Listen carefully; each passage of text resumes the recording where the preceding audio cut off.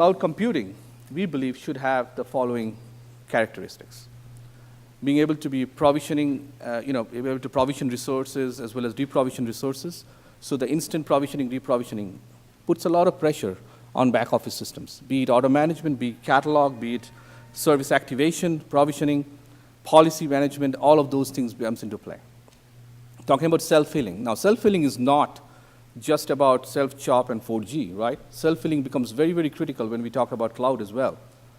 Needs to detect faults, needs to find how to rebalance the resources, restart or move workload, basically maintain load balancing without impacting the SLAs, without breaching SLAs, and trying to maintain no disruption to the end user.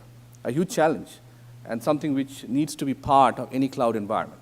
SLA driven, which is obvious. You're talking about providing services to enterprise customers and all that, so SLA becomes very, very critical. Otherwise, pay a penalty. Scalability. I'm not going to talk about scalability. We all know the cloud resources need to be scalable, needs to scale according to needs of the user, the workload processing capability, and so on. Multi-tenancy. Cloud computing hosts, obviously, many customers on the same infrastructure. How do you manage those multi-tenants? How do you manage those clients?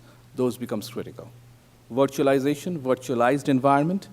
User should be shielded from details of the underlying architecture. And they should be only concerned with the virtual resources allocated to them to run applications, to run services, and so on. Live migration capability becomes very, very critical when you're talking about SLA management, virtualized infrastructure for resilience, and so on. And obviously, customer-driven assembly of infrastructure assets, including access, backbone, network resources, and so on.